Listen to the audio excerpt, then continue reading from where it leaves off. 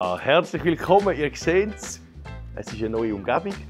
Was heisst das? Genau, Hausbesuch. Aurelio, hallo. Freut mich sehr, dass du Zeit hast, dass wir deine heilige Halle heute mal ein bisschen unter die Lupe nehmen. Natürlich auch dich. Für euch wird es spannend, weil der Typ der hat richtig Eis auf dem Kasten. Also, sind gespannt.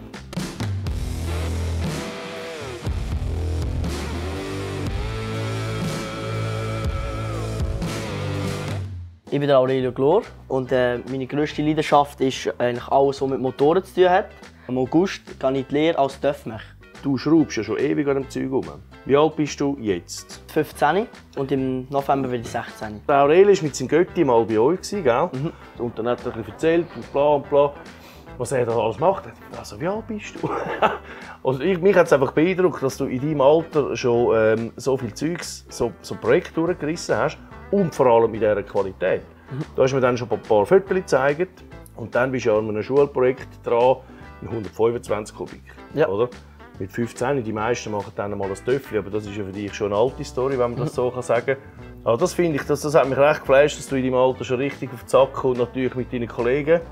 Du schraubst nicht allein, es sind ja so eine Bande, die da immer zusammen schraubt und zusammen ausfahren. Das ist einfach das stirbt einfach aus, finde ich ein bisschen, das ganze Handwerk etc.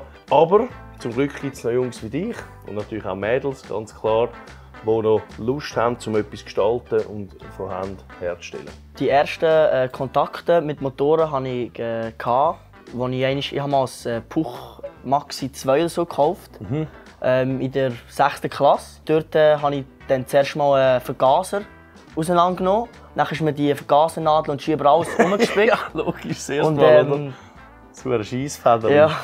Und dann habe ich es irgendwie noch probiert zusammenzustecken, irgendwie geschafft. Ja. Also es ist richtig lang gegangen. Und dann, als ich es geschafft habe, war das so ein Erfolgserlebnis, dass es nachher gelaufen ist. Und seitdem ist nur noch... da. Ja. Sehr schön, sehr geil. Das ist eigentlich dein zweiter Hobel? Es ist der dritte. Ich hatte ein Puch, dann hatte ich noch ein Sachs 503. Das habe ich nachher ein bisschen verhunzt, sozusagen. Ja. Ja, gut. Und ja, irgendwie keine Lust mehr auf das. Ja. Ja, unbedingt das Puch wollen, ich habe schon immer ein Puch wollen. Und dann habe ich das gesehen auf dem Tutti für 1500. Es war alles verrostet. Der Motor ist nicht gelaufen, die Gabel hat nicht gefedert. Das Heck war komplett verrostet.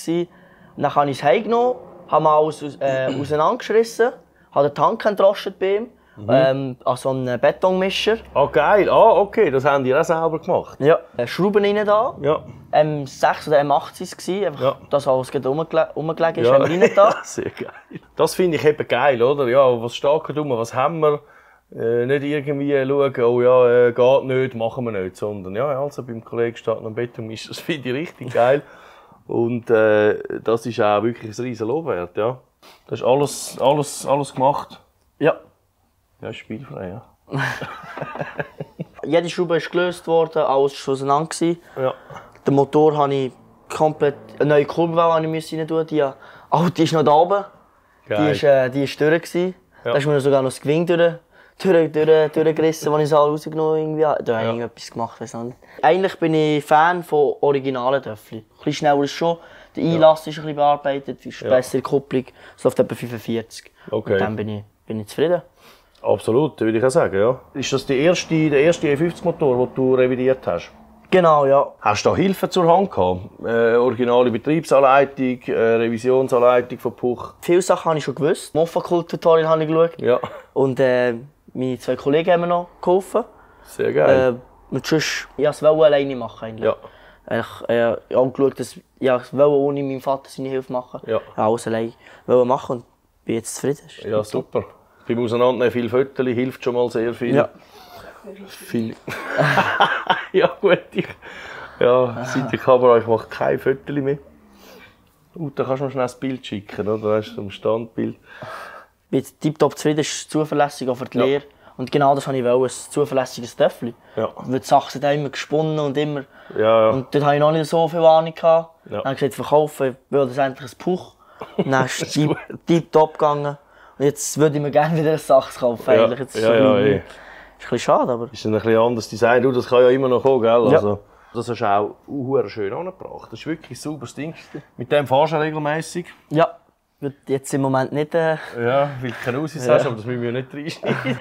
Ich und der Kollege dahinter sind auf... auch einer von diesen zwei? Ja, sind auf Roggwil gefahren, als Töffli-Rennen dann. Und sein Töffli war dann kaputt und meins war noch nicht fertig. Und mit dem Velo hat sie sich ein bisschen angeschissen. Natürlich, verstehe ich. Dann hat uns der Roller von seinen Eltern ein bisschen angelächelt. Und, Sehr gut. Sehr gut. Und dann haben wir den genommen. Und Ja. dann beim Zurückfahren, die letzten paar Meter, haben sie uns noch verwünscht. Ja. Aber jetzt freust du dich natürlich wieder drauf, auf Leerstart ist denn das dein Hobel. Genau, ja. Ja, und dann hast ja du noch ein Schulprojekt gemacht.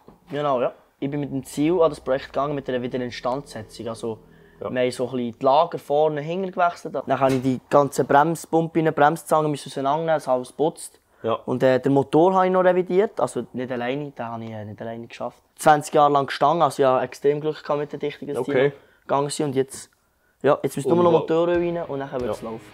So ein Stummlenker Racing Teil, oder? So. Shit.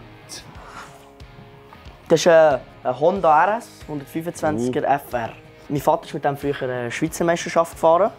Aha, daher weht der Wind. Ja. So. Und dann ist der über 20 Jahre in der Garage gestanden. Ja, okay. Und als ich noch ein bisschen kleiner war, bin ich immer auf dem rumgehockt. Also, obwohl ich nicht durfte, bin ich runtergegangen, bin draufgehockt, habe mir vorgestellt, wie ich fahre. Und Okay. letztes Jahr habe ich meinen Vater gefragt, ob ich das als Schulprojekt machen darf. Ja gesagt.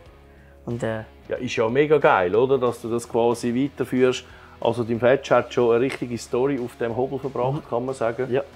Und jetzt lebst du das wieder auf. Wolltest du auch Rennen fahren? Oder just for fun noch im Dorf hin und her?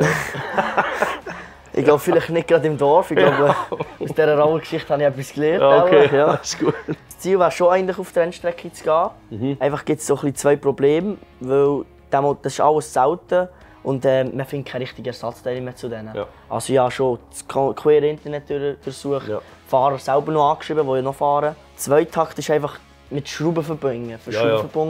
Und ich habe mir jetzt auch in der vor, einen Viertakter zu kaufen. Ja. Den mal parat machen, so, um einfach zum Reinkommen, in den Rennsport reinzukommen. Ja. Und dass ich einfach mal so viel wie möglich fahren kann. Ja. Und ja, ich beim Kleber ablösen von der Verschallung ist mir der Lack abgegangen. Und nur wegen dem musste ich es wieder rinsen. Ja, sonst hättest du es dann sein lassen, in dem Fall im Originallack.